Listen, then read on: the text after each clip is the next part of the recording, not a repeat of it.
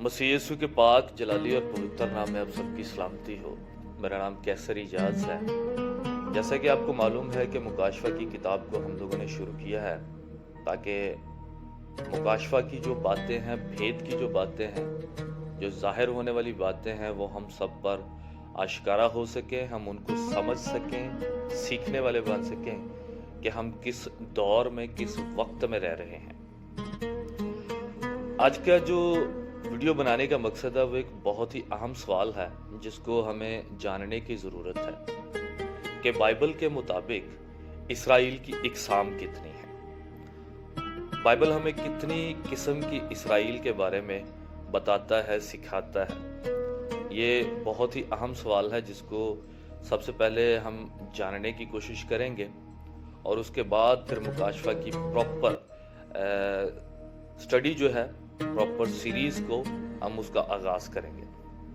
तो सवाल आप लोग जान चुके हैं कि बाइबल के मुताबिक इसराइल के इकसाम कितनी हैं। सबसे पहले हमें ये जानने की ज़रूरत है कि इसराइल का मतलब क्या है, मानी क्या है। इसका लिटरली मानी जो है, जो बाइबल में हमें रूहानी तौर पर मिलता है, जो रूहानी प्रोस्पेक्टिव के हिसाब से हमें मिलता है, वो इसका मानी है गालिब आने वाला। जब हम अहद अतीक का मुताला करते हैं, पैदाइश उसके 32वां बाब और उसकी 26वीं आयत से लेकर 28वीं आयत का मुताला करते हैं, तो वहाँ पर हमें एक वाक़या नज़र आता है। वहाँ पर इसराइल की बुनियाद के रखे जाने का हमें वाक़या नज़र आता है। फरिश्ता है और याकूब है, इन दोनों की कुश्ती हो रही है और कुश्ती होते होते सुबह का वक्त आ जाता है। फरिश्ता जाना चाहता है लेकिन याकूब उसको जाने नहीं देता। उसे कहता है जब तक कि तुझ मुझे बरकत नहीं देगा मैं तुझे जाने नहीं दूंगा। और वहाँ पर याकूब का नाम तब्दील करके इसराइल रखा जाता है, उसे बरकत दी जाती है, जिसका मानी हमें जो देखने को मिलता है वो ये है कि गालिब आने वाला या गालिब आया।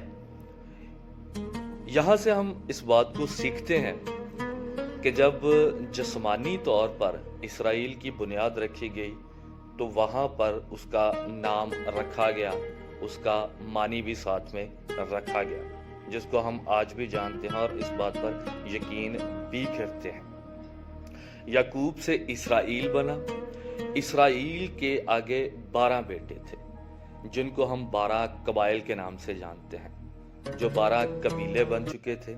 और 12 कबीले जो थे वो खुदा के साथ अहद में चलते रहे, लेकिन एक वाक़या ऐसा आता है जहाँ पर खुदा के साथ किया हुआ उनका अहद जो है वो टूटता हुआ हमें नज़र आता है। और वो वाक़या हमें पहला सलातीन उसका 11वां बाब है, जहाँ पर सुलेमान बादशाह की वजह से और उसकी बुत परस्ती की वजह से जो खुदा और कौम बनी इसराइल के साथ जो जिस्मानी इसराइल है उसके साथ किया हुआ अहद जो है वो टूट जाता है। और टूटने का नतीजा ये निकलता है कि जब तक कि यीशु मसीह ने आना था, कौम बनी इसराइल जो थी वो बहुत बढ़ चुकी थी और उनकी तालीम जो थी वो बिल्कुल खुदा के कलाम के बरक्स थी। उन्होंने खुदा को धोखा दिया था रूहानी तौर पर, क्योंकि वो बिल्कुल भी खुदा की तालीम को प्रॉपर तरीके से नहीं जानते थे और ना ही समझते थे। और इसका सबूत जो है वो हमें लूका की किताब है उसका 6वां बाब उसकी 16वीं आयत के मुताबिक, मत्ती की किताब है उसका 11वां बाब उसकी 13वीं आयत के मुताबिक हमें देखने को मिलता है। जब हम इन आयात की तफसीर करते हैं तो हमें देखने को मिलता है कि नबूवत और शरीयत यूहन्ना तक थी, यानी कि नबूवत की बातें और शरीयत की बातें जो थी वो सिर्फ और सिर्फ यूहन्ना तक थी, उसके आगे नहीं थी, क्योंकि उसके बाद यीशु मसीह की पैदाइश का हमें जो वाक़या है वो नज़र आता है। और जब यीशु मसीह पैदा हुए तो यीशु मसीह के पैदा होने के बाद यहूदी कौम जो थी वो यीशु मसीह की बातों को कंडेम करती थी और यीशु मसीह ने बार बार उनसे कहा था कि तुम मुझे जानते क्यों नहीं हो, तुम अगर बाप को जानते हो तो तुम मुझे भी जानते हो। लेकिन हमें साफ नज़र आता है कि कौम बनी इसराइल जो थी, जो याकूब तब्दील होकर इसराइल बना था, उन्होंने खुदा को भी धोखा दिया, यीशु मसीह को भी धोखा दिया, क्योंकि वो एक्सपेक्ट कुछ और कर रहे थे लेकिन उनकी एक्सपेक्टेशन से बियॉन्ड जो था वो काम हुआ, क्योंकि वो नहीं जानते थे कि यही हमारा मसीहा है। वो नहीं समझते थे कि यीशु मसीह नासरी जो है وہی ہمارا نجات دہندہ ہے، اس لیے انہوں نے اسے دھوکہ دیا اور اسے مارنے کی بھی کوشش نظر آتی ہے ہم۔ اور جب وہ دھوکہ دے دیتے ہیں اور ان کے دھوکے کی وجہ سے تباہی کا پروسیس جو ہے وہ شروع ہو جاتا ہے۔ تباہی کا پروسیس کچھ یوں شروع ہوتا ہے کہ لوگ جو تھے وہ بڑھ چکے تھے، بہت سے لوگ جو تھے وہ یسوع مسیح کی تعلیم کو نہیں سمجھ پائے تھے، نہیں جان پائے تھے۔ اسی وجہ سے جب ان کے دھوکے اور تباہی کی وجہ سے اگلا جو پروسیس شروع ہوتا ہے وہ نجات کا پروسیس شروع ہوتا ہے، یعنی کہ روحانی اسرائیل کا آغاز ہوتا ہے۔ اور روحانی اسرائیل کا آغاز یسوع مسیح کی تعلیم سے ہوتا ہے۔ جب یسوع مسیح تعلیم دیتے ہیں تب ہی ہم روحانی اسرائیل بن جاتے ہیں۔ سب سے پہلے جسمانی اسرائیل، پہلی قسم ہے جسمانی اسرائیل، اور دوسری قسم جب یسوع مسیح نے تعلیم دینی شروع کی تو تب روحانی اسرائیل کی بنیاد رکھی جاتی ہے۔ اور روحانی اسرائیل کی بنیاد بھی جیسا کہ معنی ہے اسرائیل کا کہ غالب آنے والا، روحانی طور پر اس کا معنی ہے غالب آنے والا، اور یسوع مسیح بھی غالب آنے والا ہے۔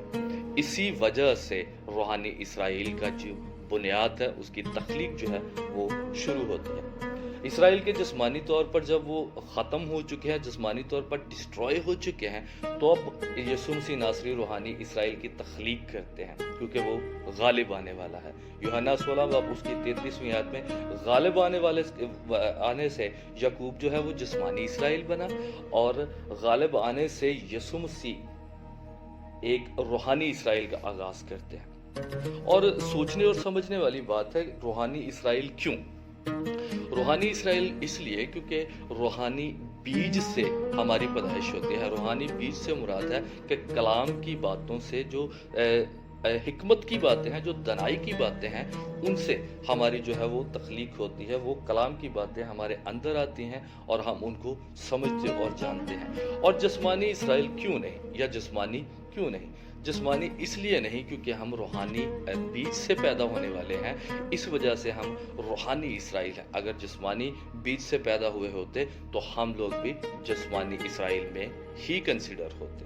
اور اس کا جو دوسرا سب سے بڑا ثبوت یہ ہے روحانی اسرائیل کے آغاز کا، روحانی اسرائیل کے ہونے کا، جس طرح یعقوب کے 12 بیٹے تھے، یعقوب کے 12 بیٹوں سے 12 قبائل بنے، تو ہمیں نظر آتا ہے کہ جب روحانی اسرائیل کا آغاز ہوتا ہے یسوع مسیح کی وجہ سے، تو یسوع مسیح کے بھی 12 شاگرد تھے، اور یسوع مسیح کے 12 شاگرد بھی آگے بڑھتے گئے، ترقی کرتے گئے، اور لوگوں کو کلام کی باتیں سکھانے میں مگن رہے۔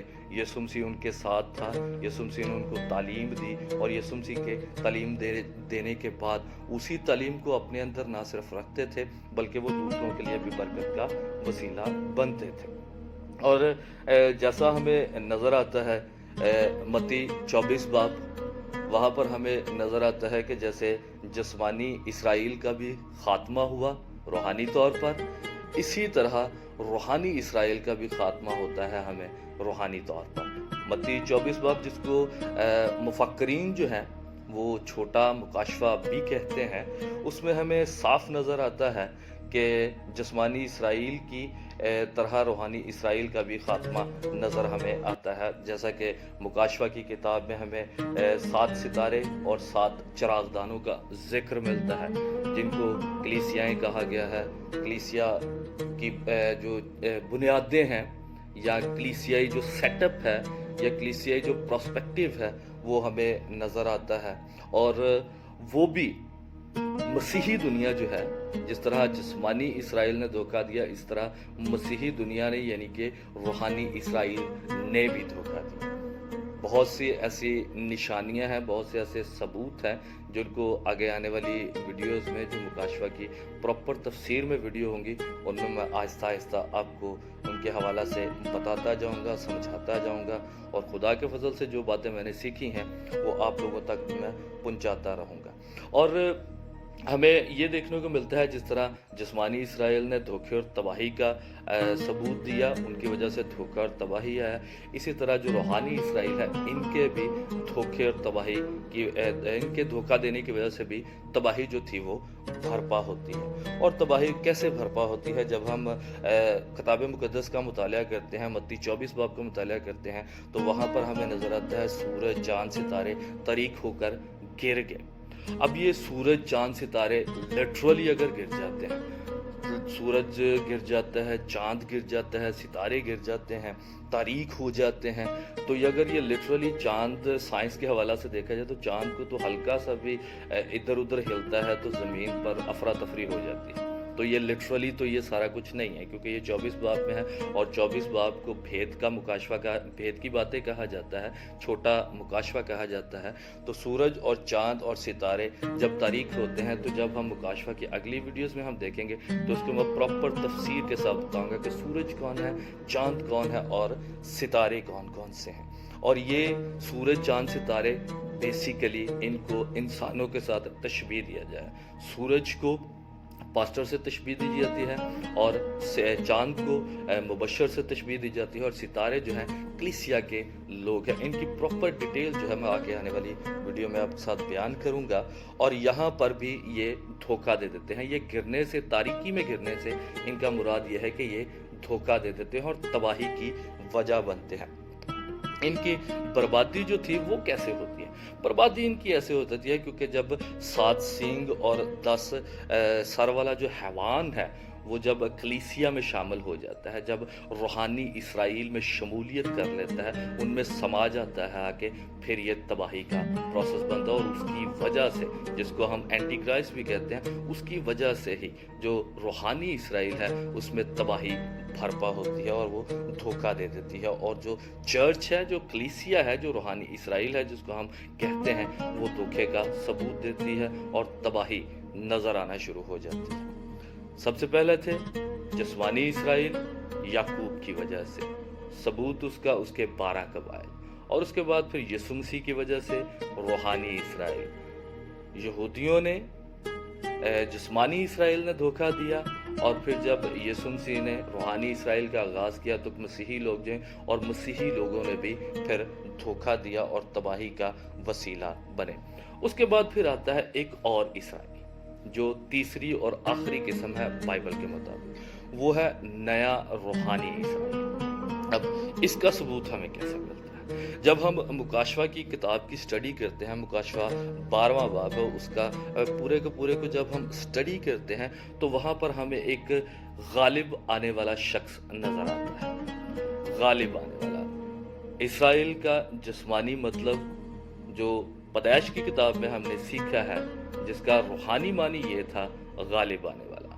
اور یسوع مسیح کے بارے میں بھی کہا گیا ہے کہ وہ غالب آنے والا. اب نیا روحانی اسرائیل جو ہے، جب اس کی تخلیق کی جاتی تو اس کی تخلیق بھی بالکل تھرو پراپر چینل ہی ہوگی. جسمانی اسرائیل غالب آنے والا، روحانی اسرائیل غالب آنے والا، اور مکاشفہ کی کتاب کے مطابق جو نیا روحانی اسرائیل تخلیق ہونا ہے یا ہو چکا ہے یا ہوگا، اس میں بھی غالب آنے والا ہے. اور وہ غالب آنے والا کون ہے اس کو ہم پراپر نیکسٹ آنے والی ویڈیوز میں بھی جانیں گے کہ یہ نیا غالب آنے والا جو ہے یہ کون ہے. غالب آنے والا نہ تو یسوع ہے، سب سے پہلے تو اس بات کو کلیئر کر لینا چاہیے، نہ ہی جسمانی اسرائیل ہے اور نہ ہی روحانی اسرائیل، بلکہ وہ یسوع کی گواہی دینے والا ہے، جو یسوع مسیح کی گواہی دیتا ہے، جو مشکلات سے، تنگی سے، پریشانی سے، شر پسندی کی قوتوں سے لڑ کے جو غالب آتا ہے وہی غالب آنے والا ہے، جو مستقبل قریب میں جو ظاہر ہونے والا ہے وہ غالب آنے والا ہے. وہاں سے آ کر پھر نئے روحانی اسرائیل کا جو ہے وہ آغاز ہوتا ہے.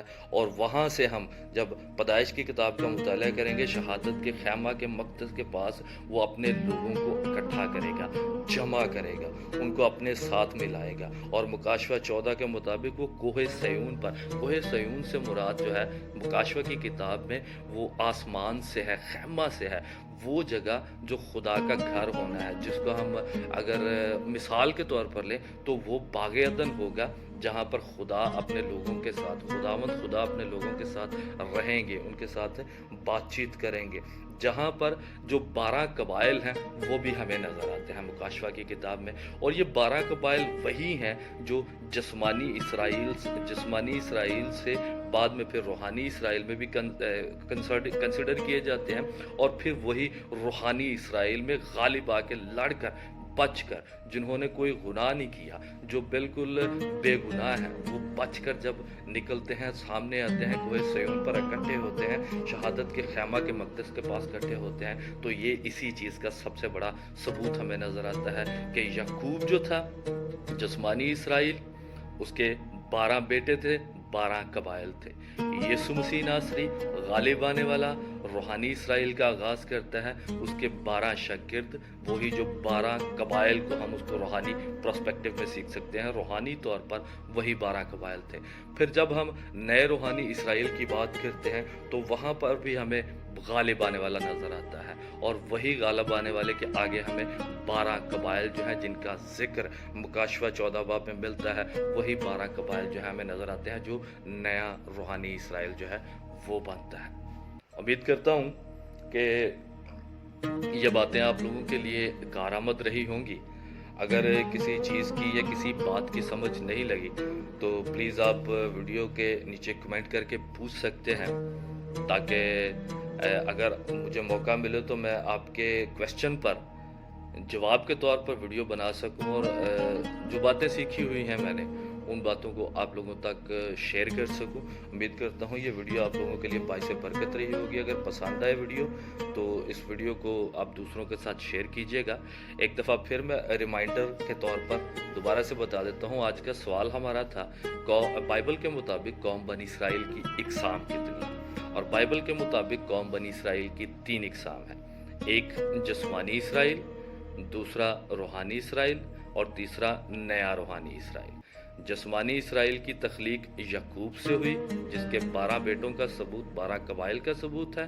रूहानी इसराइल की तख्लीक यीशु मसीह से हुई, क्योंकि रूहानी बीज यानी रूहानी बातों से, कलाम की बातों से हम रूहानी तौर पर कंसिडर किए जाते हैं। और जो तीसरा है नया रूहानी इसराइल, उसका मुकाशवा 12वां बाब है, वहाँ पर हमें नज़र आता है कि गालिब आने वाला, जब गालिब आने वाला कोई भी गालिब आता है तो वो इसराइल में उसका शुमार जो है वो इसराइल में होता है। और जिस्मानी इसराइल का भी खात्मा हो चुका है रूहानी तौर पर, रूहानी इसराइल का भी खात्मा हो चुका है रूहानी तौर पर। अब जो आने वाला है वो नया रूहानी इसराइल, जिसमें उम्मीद करता हूँ कि आपका भी शुमार होगा और मेरा भी शुमार होगा ईमान के साथ।